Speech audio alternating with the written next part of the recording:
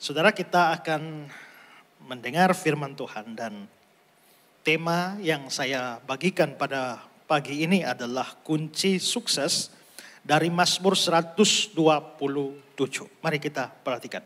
Mazmur 127, 1-5. Nyanyian siarah Salomo. Jikalau bukan Tuhan yang membangun rumah, sia-sialah usaha orang membangunnya. Jikalau bukan Tuhan yang mengawal kota, sia-sialah pengawal berjaga-jaga. Sia-sialah kamu bangun pagi-pagi dan duduk-duduk sampai jauh malam dan makan roti yang diperoleh dengan susah payah. Sebab dia memberikannya kepada yang dicintainya pada waktu tidur. Sesungguhnya anak-anak lelaki adalah milik pusaka daripada Tuhan. Dan buah kandungan adalah suatu upah. Seperti anak-anak panah di tangan pahlawan, demikianlah anak-anak pada masa muda. Berbahagialah orang yang telah membuat penuh tabung panahnya dengan semuanya itu. Dia tidak akan mendapat malu apabila dia berbicara dengan musuh-musuh di pintu gerbang. Saudara, ini adalah Mazmur. Mazmur itu adalah buku pujiannya orang Israel. Ya, kita mungkin sekarang tidak pegang buku-buku pujian, tapi gereja-gereja tertentu masih mempunyai buku pujian. Ya, ada misalnya dalam gereja Kemah Injil ada nyanyian kemenangan iman. Ya, beberapa gereja Tionghoa memakai puji-pujian Kristen dan ada lagu. Nah, lagunya orang Israel itu Mazmur. Sayangnya kita diwariskan Mazmur ini tanpa notnya, tanpa nadanya, hanya kata-katanya saja. Sehingga kita nggak tahu bagaimana nyanyi aslinya itu gimana. Di Mazmur 23 kita pasang not sendiri. Tuhan adalah gembalaku. Itu kita pasang not sendiri. Aslinya pasti tidak begitu. Ya. Nah, di sini dibilang di ayat 1 tadi nyanyian siarah. Apa itu nyanyian siarah? Nah, kita tahu bahwa tidak semua orang Yahudi atau orang Israel itu tinggal di tanah Israel. Sejak dari masa pembuangan ke Babilonia atau juga di Assyria, banyak orang Yahudi orang Israel yang pergi ke seluruh dunia dan tinggal di sana. Bahkan ketika pembuangan terjadi di Babilonia, bangsa Yahudi pulang dari pembuangan, banyak juga orang Yahudi tidak pulang. Sehingga banyak orang Yahudi itu disebut orang Yahudi diaspora. Mereka tinggal di banyak bangsa. Nanti kita lihat misalnya di Kisah Rasul pasal 2. Pada hari Pentakosta datanglah begitu banyak orang Yahudi dari berbagai bangsa. Dan mereka kaget karena murid-murid berbicara dalam bahasa-bahasa yang mereka pakai di negeri asal mereka. Disebutkan banyak tempat. Tapi sebenarnya mereka orang Yahudi. Nah, saudara-saudara, orang-orang Yahudi mereka bisa tinggal di daerah yang berbeda, negara yang berbeda, tapi mereka disatukan di dalam iman mereka. Maka mereka tetap menyembah Yahweh dan Yerusalem tetap menjadi tujuan mereka dan setiap hari raya mereka selalu datang. Salah satu contohnya adalah hari raya Pentakosta atau hari raya Paskah. Berbondonglah orang Yahudi dari berbagai bangsa datang ke Yerusalem. Yerusalem itu ada di atas gunung, lebih tinggi. Dan kalau orang datang mereka bukan hanya sekedar pergi ke Yerusalem, tapi naik ke Yerusalem. Maka ada satu kalimat dalam bahasa Ibrani, Sir Hama'alot, artinya nyanyian kenaikan. Di dalam Alkitab Indonesia dibilang nyanyian siarah. Tapi terjemahan sebenarnya Sir Hama'alot itu nyanyian kenaikan. Maksudnya waktu mereka masuk ke Yerusalem dan menuju ke puncak Yerusalem. Mereka tidak jalan diam-diam. Tapi sambil naik ke Yerusalem mereka nyanyi. Itulah yang disebut sebagai nyanyian kenaikan atau nyanyian ziarah. Jadi kira-kira kalau naik-naik gunung ke Yerusalem nyanyinya apa? Naik-naik ke puncak gunung. Begitu?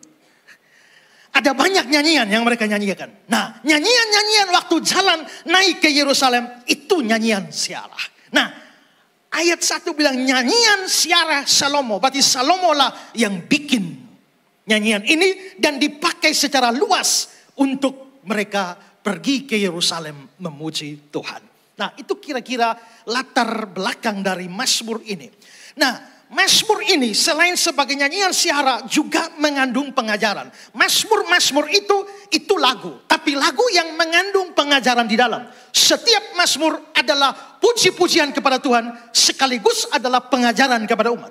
Dan di dalam nyanyian siarah Sirhama Alot Mazmur 127 ada pujian kepada Tuhan, tapi ada pengajaran. Nah, pengajaran apa yang dibicarakan dalam Mazmur ini? Ini adalah pengajaran tentang kesuksesan.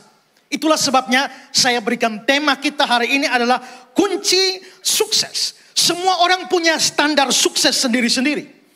Dan semua orang kecuali lagi konslet otaknya baru ingin gagal. Tidak ada orang saya mau buka usaha mudah-mudahan gagal. Gak ada, semua orang ingin berhasil. Bahkan dalam hal negatif sekalipun. Dalam kebaktian pertama tadi saya sudah cerita bahwa karena saya dinasarkan jadi pendeta oleh orang tua saya sudah diajar mulai dari kelas 1 SMP, mulai belajar Alkitab, kelas 2 SMP mulai saya berkhotbah terus, diajar terus sampai akhirnya kelas 1 SMA saya sudah keliling dan khotbah di mana-mana di desa-desa, di KKR. Sampai selesai SMA, orang tua saya bilang, kamu harus sekolah Alkitab. Saya bilang, enggak perlu. Kenapa? Cukup urapan roh. Saya tidak perlu sekolah. Dan saya rasa bahwa saya sudah bisa berkhotbah lebih baik dari banyak orang, jadi saya tidak perlu sekolah Alkitab. Tapi orang tua saya bilang, kamu harus sekolah. Saya bilang, tidak. Lalu saya bertengkar dengan orang tua. Orang tua saya, cari sekolah Alkitab, daftarkan nama saya di sana. Nah, dan orang tua saya berdoa terus supaya Tuhan tolong supaya anak kami diterima di sekolah Alkitab. Tapi saya juga berdoa, Tuhan tolong supaya saya ditolak dari sekolah Alkitab itu. Nah, jadi setelah berdoa, orang tua saya gigih, saya juga gigih. Dan ternyata berita dari sekolah Alkitab itu saya diterima di sekolah Alkitab itu. Ya. Jadi sebenarnya saya berhasil atau gagal? Saya ingin gagal masuk sekolah itu. Dan kalau saya ingin gagal masuk sekolah itu, dan ternyata saya gagal, berarti saya berhasil. Saya berhasil dalam keinginan saya untuk gagal. Mengerti kah? Barang siapa bertelinga, hendaklah dia mengerti. Masing-masing punya kesuksesan sendiri-sendiri. Begitu juga orang Yahudi. Orang Yahudi atau orang Israel punya standar suksesnya. Standar sukses mereka yang pertama, kalau mereka bisa punya rumah. Makanya di ayat 1 itu dibilang ada kata-kata membangun rumah. Kenapa ada rumah itu kunci sukses? Ya, karena mereka telah hidup puluhan tahun tanpa rumah. Kita tahu bahwa mereka mengembara dari padang gurun yang satu ke padang gurun yang lain, dari tempat yang satu ke tempat yang lain. Selama puluhan tahun orang Israel tidak punya yang namanya rumah. Mereka hanya punya tenda. Bahkan untuk Tuhan saja bukan rumah Tuhan, tapi kemah suci. Tuhan saja punya kemah. Mereka punya kemah. Mereka tidak pernah punya rumah. Selama puluhan tahun dan setelah itu kalau bisa punya rumah itu sukses. Yang kedua adalah kalau mereka punya rumah tapi mereka tinggal di dalam kota yang aman. Punya rumah tapi tinggal dalam kota yang tidak aman, maka itu namanya belum sukses. Makanya ada kata-kata mengawal kota, kota mesti aman, baru disebut sebagai sukses. Jadi pertama, kalau punya rumah. Kedua, kalau kota tempat tinggal mereka itu aman. Yang ketiga itu adalah kalau mereka bisa punya makanan yang cukup. Makanya di ayat 3 ada kata-kata makan roti. Itu berarti mereka punya makanan. Punya rumah, kotanya aman, lalu punya makanan. Lalu yang keempat adalah kalau mereka itu bisa punya anak. Makanya di ayat yang ketiga itu ada anak lelaki adalah buah kandungan, adalah satu upah. Harus punya anak. Rumah punya, kota aman, makan minum cukup. Tidak punya anak itu jadi masalah. Kita sekarang kalau tidak punya anak itu tidak terlalu problem. Tapi bagi orang Yahudi, tidak punya anak artinya Tuhan sedang menutup kandunganmu. Tuhan mungkin sedang menghukum kamu sehingga kandungan tertutup, tidak punya anak. Kalau Tuhan berkati, Tuhan buka kandungan, punya anak. Maka punya anak itu penting. Dan yang kelima itu adalah anaknya mesti anak baik. Kalau punya anak tapi anaknya brengsek. Punya anak tapi kurang ajar. Punya anak tapi mempermalukan orang tua. Itu juga tidak bagus. Itu juga tidak sukses. Jadi sukses menurut orang Israel, nomor 1 punya rumah, 2 kota tempat tinggal aman, 3 punya penghasilan, makan minum yang cukup, 4 punya anak, dan yang kelima punya anak yang baik. Kalau punya semua itu baru namanya sukses. Dan kelima standar kesuksesan itu muncul di dalam Mazmur ini. Tapi lebih daripada itu, Mazmur ini tidak hanya beritahu tanda-tanda kesuksesan. Mazmur itu memberitahu kunci dalam kesuksesan itu apa. Nah, karena itulah pagi ini saya melalui Mazmur 127, saya ingin menunjukkan prinsip suksesnya orang Yahudi yang nampak di dalam teks ini. Pertama adalah sukses itu ada campur tangan Tuhan. Coba perhatikan urusan bangun rumah. Lihat ayat 1. Jikalau bukan Tuhan yang membangun rumah. Yang bangun rumah siapa? Lihat teks itu. Yang bangun rumah siapa? Tuhan kan? Tuhan yang membangun rumah. Tuhan yang bangun rumah. Yang bangun rumah Tuhan. Yang kedua tadi adalah soal keamanan kota. Sekarang next, lihat. Jikalau bukan Tuhan yang mengawal kota. Siapa yang kawal kota? Tuhan. Yang bangun rumah? Tuhan. Yang kawal kota? Tuhan. Nomor 3 tadi apa? Makan minum. Oke, perhatikan ayat 2. Sebab dia memberikannya kepada yang dicintainya. Berikan apa? Berikan roti. Dia memberikan kepada yang dicintainya. Roti dari mana? Tuhan. Dia yang memberikan. Berarti dia juga. Lalu punya anak. Punya anak. Perhatikan ayat 3. Sesungguhnya anak-anak lelaki milik pusaka daripada Tuhan. Buah kandungan ialah upah. Upah dari siapa? Upah dari Tuhan. Jadi kita bisa lihat bahwa membangun rumah Tuhan yang bangun. Keamanan kota Tuhan yang kawal. Makan roti Tuhan yang memberi. Anak-anak milik pusaka dari Tuhan. Tuhan, Tuhan, Tuhan, Tuhan. Semua Tuhan. Maka sebenarnya Mazmur ini mau memberitahu kunci sukses yang sejati itu ada campur tangan Tuhan di dalam. Tapi bukan hanya campur tangan Tuhan. Yang kedua, harus ada usaha dan kerja keras manusia. Dalam urusan bangun rumah. Perhatikan lagi ayat 1. Usaha orang yang membangunnya. Membangun rumah. Siapa yang usaha bangun rumah? Melalui teks ini. Siapa yang bangun rumah? Usaha orang yang membangunnya. Jadi yang membangun rumah itu orang. Kalau tadi yang membangun rumah Tuhan, sekarang yang membangun rumah itu Tuhan. Itu adalah orang. Sekarang urusan kedua yaitu urusan keamanan kota. Kota aman karena apa? Lihat ayat 1. Pengawal berjaga-jaga. Jadi yang berjaga-jaga pengawal atau Tuhan? Pengawal ya. Pengawal berjaga-jaga. Urusan makan roti. Kalau tadi Tuhan yang memberi. Tapi sekarang makan roti. Coba lihat ayat 2. Makan roti yang diperoleh dengan susah payah. Yang susah payah ini siapa? Orang apa Tuhan? Orang. Susah payah. Urusan anak.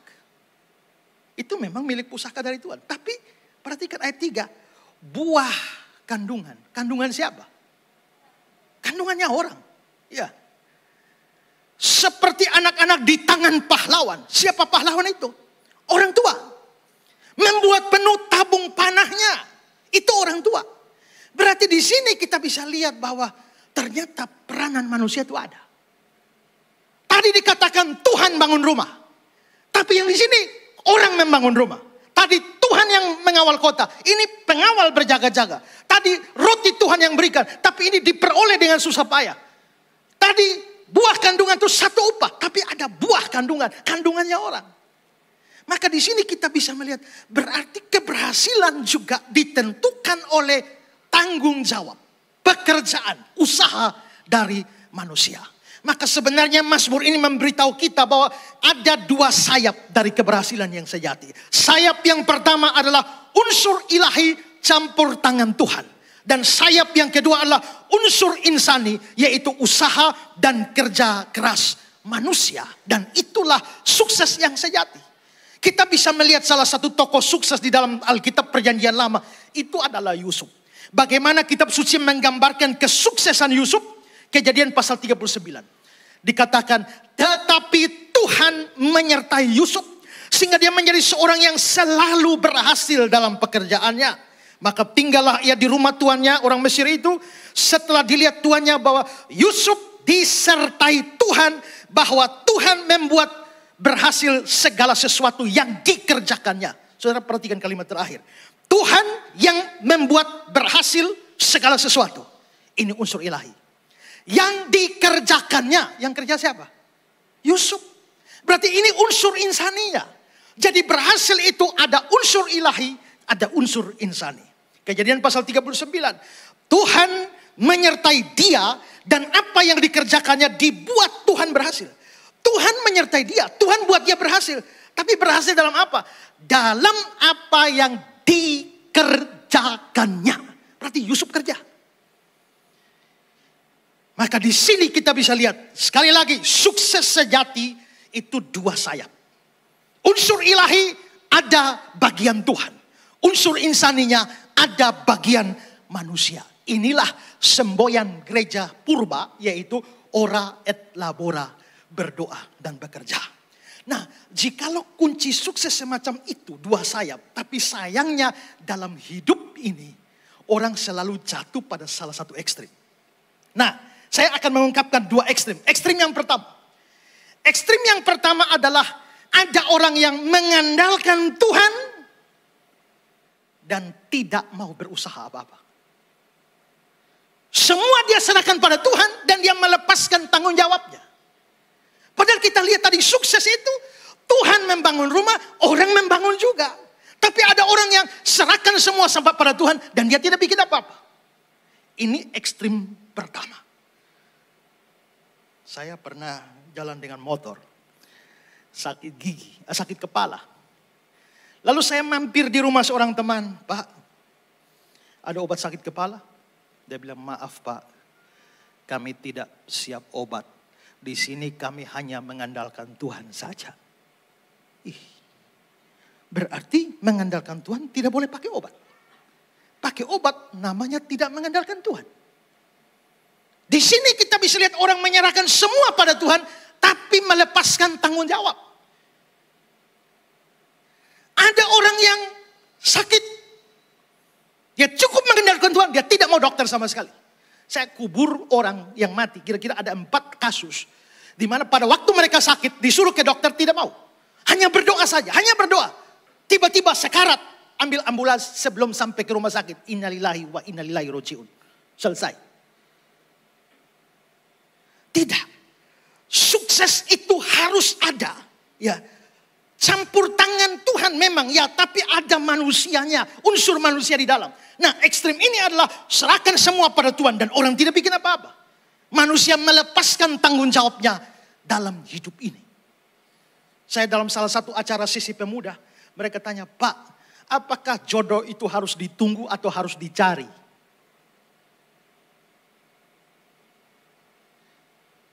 Lalu saya bilang, kenapa kau tanya begitu? Dia bilang, soalnya kalau dilihat dari Alkitab, Adam tidak pernah cari jodoh. Adam hanya tidur saja. Begitu Adam tidur, buka mata, Hawa sudah tersedia. Jadi Adam tidak pernah cari jodoh. Tuhan yang antar bagi dia. Begitu buka mata, sudah ada. Amin. Oh, tidak mau ada yang amin ya. Saya bilang, betul dek. Adam itu memang tidak cari jodoh. Tutup mata, buka mata ada. Tapi adik mesti ingat, Adam tidak punya saingan. Dia satu-satunya laki-laki di dunia. Kalau kau sekarang ini saingannya banyak. Kalau kau hanya tidur dan berdoa, kau bangun sudah hilang. Orang sudah bawa. Hanya kau berdoa, Tuhan kirimkanlah aku kekasih yang baik hati. Nyanyi aja. Kamu gak dapat. Usaha itu penting. Ya. Saya macam seperti ini. Berbicara firman Tuhan. Dulu saya pikir gak perlulah siap-siap khotbah. Nanti tinggal naik mimbar. Roh Kudus bilang apa? Tinggal bicara. Tapi ternyata tidak juga, bahwa firman Tuhan perlu digali, perlu dipelajari, perlu diteliti. Baru bisa menangkap pesannya. Berarti harus ada kerja keras di sini. Tidak bisa semuanya pada Tuhan, lalu saya tidak buat apa-apa. Saya baca satu buku, cerita. Ada seorang yang hanya andalkan Tuhan. Mau ujian, tidak perlu belajar. Pas ujian, lihat soal tidak bisa. Mau apa lagi? Yesus jawaban dalam hidupku. Lalu bisa isi itu pertanyaan. Kan gak bisa. Seorang teman pendeta saya bilang begini. Matius pasal 7, mintalah maka akan diberi. Carilah maka kamu akan dapat. Ketoklah pintu dibukakan. Mintalah, carilah. Lalu dia tekankan dua kata ini. Mintalah, carilah, mintalah, carilah, mintalah, carilah. Habis minta, cari. Jangan habis minta tidur. Seorang tukang ojek berdoa, Tuhan berkati saya hari ini. Habis minta, cari di jalan. Seorang pedagang berdoa, Tuhan berkati saya hari ini. Habis itu cari di pasar. Seorang guru minta saya berkati saya hari ini. Cari di tempat kerja, di sekolah. Jadi habis minta jangan tidur. Karena Tuhan tidak suka memberkati orang malas. Minta, cari. Minta, cari.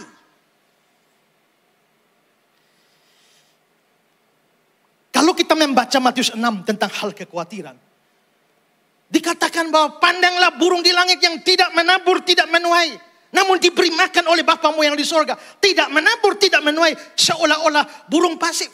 Tidak perlu kerja soalnya burung tidak menabur, tidak menuai. Ya, tapi Tuhan janji pelihara burung. Tapi burung tidak hanya tinggal tunggu di sarang. Jam makan buka mulut Tuhan kasih kirim makanan dari langit. Tidak. Tuhan sudah siapkan berkat bagi burung itu di laut, di ladang, di padang. Tugas burung itu adalah pergi dan cari di sana. Tuhan sudah taruh di sana. Karena itu pemeliharaan Tuhan tidak boleh membuat kita menjadi pemalas. Pemeliharaan Tuhan jaga, tidak membuat kita sembrono. Tuhan membuat kita berhasil, tidak membuat kita melepaskan tanggung jawab kita di dalam bekerja, di dalam berusaha. Tidak. Tuhan ada campur tangan Tuhan. Tapi manusia mempunyai tanggung jawab di dalamnya. Kamu bertanggung jawab melakukan yang terbaik. Sisanya urusan Tuhan. Tapi Tuhan tidak suka orang malas. Bahkan saya pernah berkata, orang kalau malas itu, sekarang saya tanya, Tuhan itu rajin? Ya. Tuhan bekerja dan dia tidak berhenti bekerja. Kalau iblis itu malas atau rajin?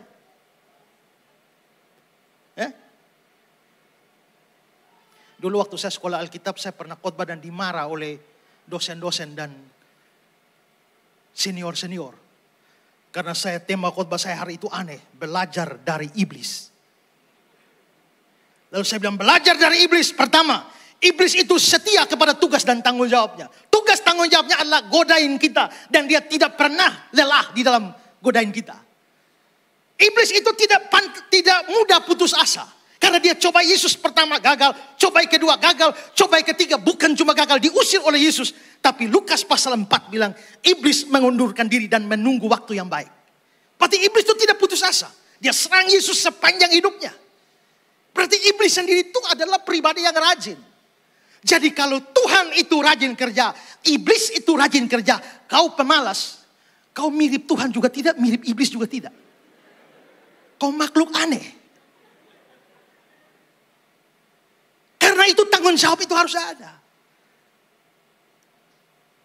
Dari Irak ada satu cerita tentang seorang namanya Nasarudin.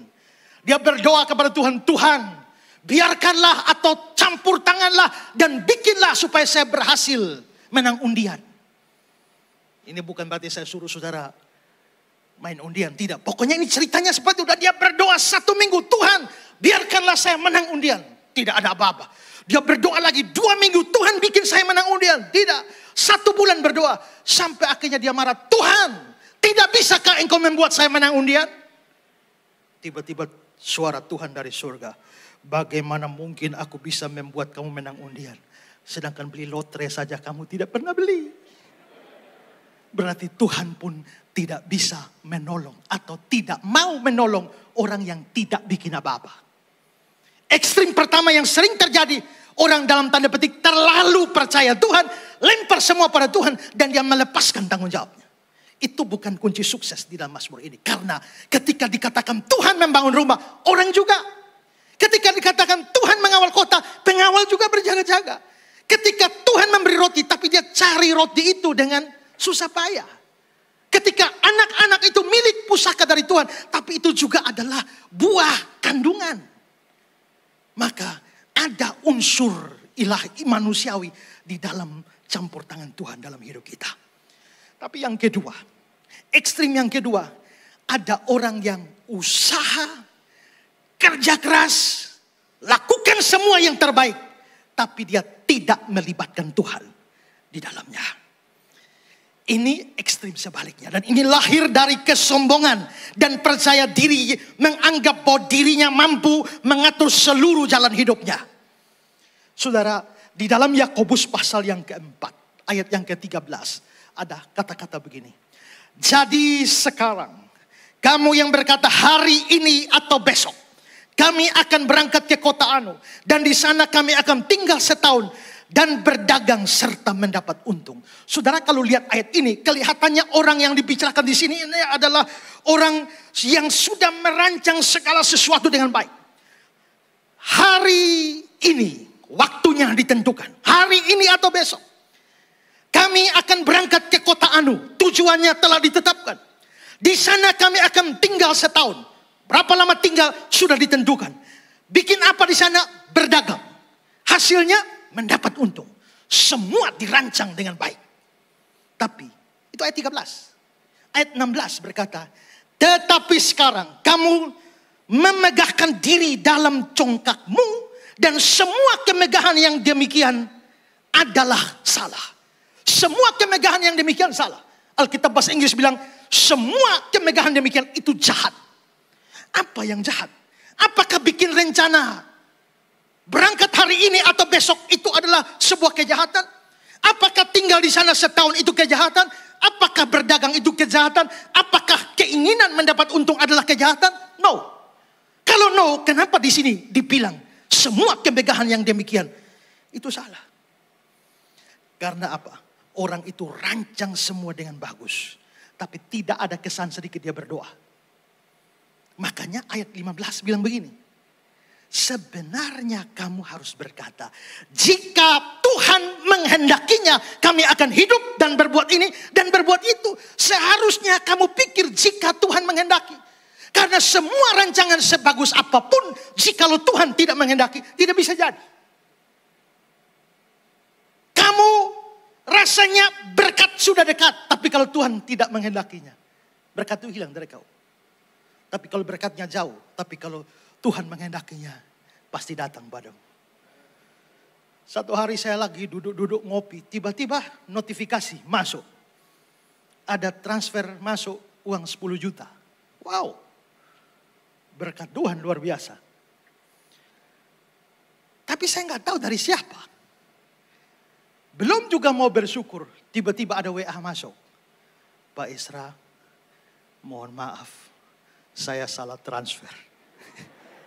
Saya sebenarnya mau transfer ke Esra Butar-Butar. Ternyata masuknya ke Esra Soru. Bolehkah Bapak transfer kembali? Akhirnya saya transfer kembali. Saya selalu berkata, berkat kalau sudah dekat. Kalau Tuhan nggak menghendaki dia jauh. Ini bukan hanya dekat, sudah masuk. Tapi keluar lagi. Kalau Tuhan tidak menghendaki tidak bisa. Saya hobi nonton sepak bola. Satu malam pulang pelayanan, ada jadwal Chelsea versus Manchester United. Waktu itu saya masih pakai pulsa bola Orange TV. Begitu saya pulang jam 12 malam, bolanya kira-kira 2:30. Lalu saya jam 12 malam saya akan tunggu begadang, tunggu jadwal bola. Tapi begitu saya hidupkan, pulsa bolanya habis. Wah, ini gak bisa nonton. Lalu saya mulai angkat HP, mulai kontak teman-teman yang jual pulsa bola. Semua tidak ada respon. Tidur semua, mungkin sudah jam 12. Lalu saya tahu, pulsa bola bisa dibeli dari ATM Mandiri. Maka kira-kira jam 1 pagi saya keluar, cari ATM Mandiri. Setelah cari ATM Mandiri, masuk kartu, beli pulsa bola, tiba-tiba muncul tulisan, Maaf, saldo Anda tidak cukup melakukan transaksi ini. Astaga, tapi saya punya uang di BNI. Saya jalan lagi cari ATM BNI. Habis ATM BNI, saya transfer ke Mandiri. Setelah itu saya lari lagi ke Mandiri dan mulai transaksi. Dan setelah transaksi selesai, sudah dapat nomor serinya, saya pulang. Sampai rumah itu kira-kira jam 1:30. Ya, atau hampir jam 2. Lalu saya mulai registrasi. Begitu registrasi sulit lagi. Kok gagal terus? Buka Google cari cara registrasi Orange TV bagaimana. Ini. Dan begitu jam 2 lewat dikit selesai. Semua sudah siap. Tinggal tunggu setengah jam nonton bola. Dan bikin kopi. Taruh di sebelah. Duduk manis di muka TV. Tunggu bola. Dan saya sadar jam 6 pagi. Rupanya saya tertidur. Waktu tunggu setengah jam. Saya hampir memaki diri sendiri dengan setelah begitu usaha, begitu repot. Sampai tinggal setengah jam nonton bola. Kok bisa lewat, kok bisa tidur. Hari itu saya sadar. Untuk nonton bola saya butuh kehendak Tuhan. Kalau Tuhan tidak menghendaki, biar tinggal setengah jam pun lewat. John Calvin berkata, kamu bahkan tidak bisa menggerakkan satu jarimu pun di luar kehendak Tuhan. Maka Tuhan berkuasa atas segala sesuatu. Seorang politikus dari Brasil namanya Tancredo Neves.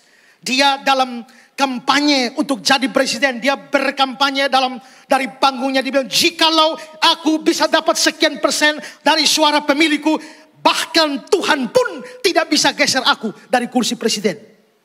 Dalam kampanye berani sekali. Dia mengatakan, Tuhan pun tidak bisa geser aku dari kursi presiden. Dan begitu pemilu dimulai, dia meraup suara terbanyak dan akhirnya menjadi pemenang pemilu. Menjadi pemenang pemilu dan ditetapkanlah tanggal untuk dia dilantik menjadi presiden. Besok pelantikan presiden. Sore ini dia sakit kepala. Dilarikan ke rumah sakit. Sebelum sampai rumah sakit mati. Padahal besok pagi pelantikan. Dan koran-koran Brasil mengeluarkan headline besar. Tapi salah satu koran Brasil mengeluarkan headline yang sangat menohok. Judul headline-nya adalah, dan Tuhan pun menggeser dia dari kursi presiden. Kurang berapa jam jadi presiden, Tuhan geser.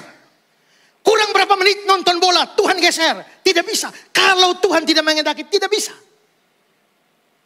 Maka bagaimana mungkin kita bisa berpikir hari ini atau besok kami akan pergi ke kota Anu, tinggal setahun di sana dan berdagang serta mendapat untung. Bagaimana bisa kau rancang 1 tahun ke depan, sedangkan kau tidak tahu hari besok? Hari besok tidak pernah jadi milikmu. Karena begitu kamu ketemu besok, besok berubah jadi hari ini.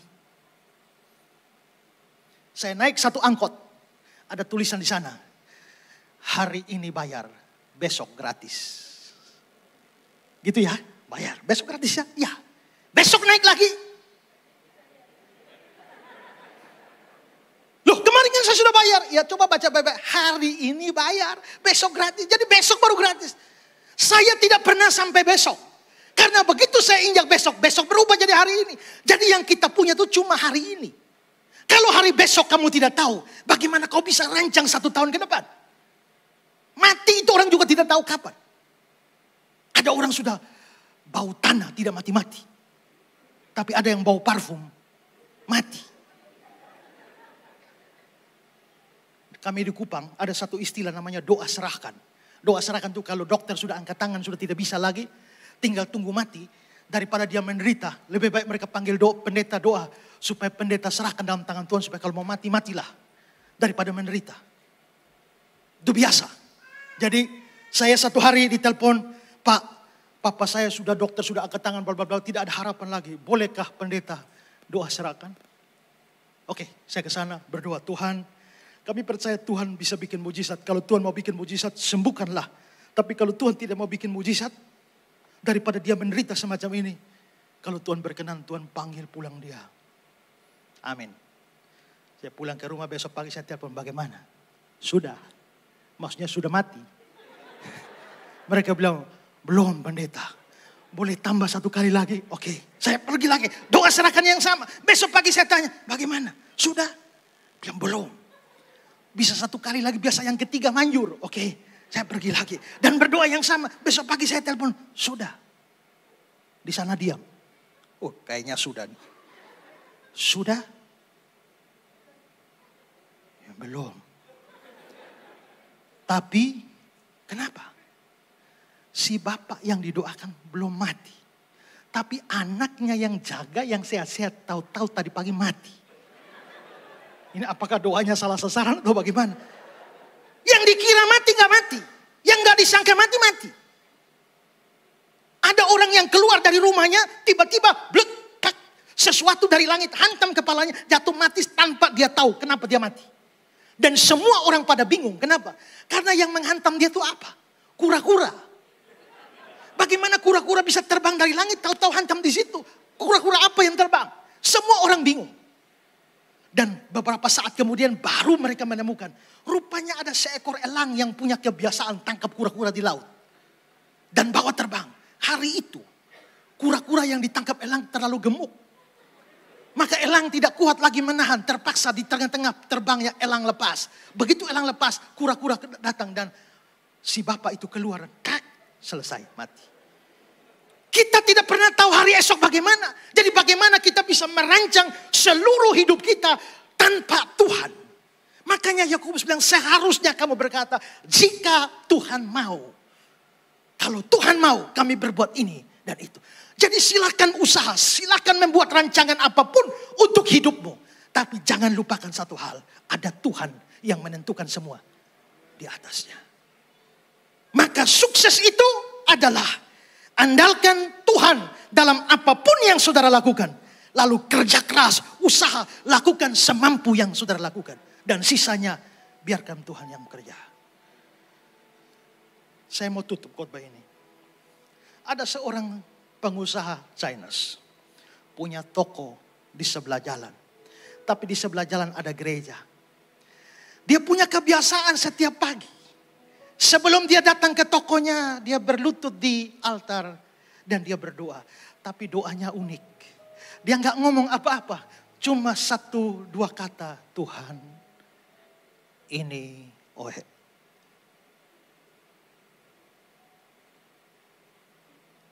Amin. Tutup toko sebelum pulang, mampir lagi di gereja. Tuhan, ini Ohe. Lama. Amin. Besok pagi lagi. Terus bertahun-tahun. Doanya hanya Tuhan ini Ohe. Gak tahu di hatinya ngomong apa. Pokoknya dari mulut hanya itu. 1 kali dia nyebrang jalan. Tiba-tiba 1 bis datang dan menabrak dia. Dan dia masuk rumah sakit koma. Dan dokter angkat tangan. Keluarga suruh dikumpulkan. Kayaknya akan segera jadi almarhum. Semua sudah nangis. Tiba-tiba si bapak buka mata dan bangun. Semua orang heran, dokter kaget, mujizat terjadi. Kenapa? Dia bilang seharusnya, setelah dia sadar dia bersaksi. Seharusnya saya memang sudah mati. Tapi saya bisa bangkit kembali dan hidup kembali. Karena Tuhan Yesus datang menemui saya. Ya.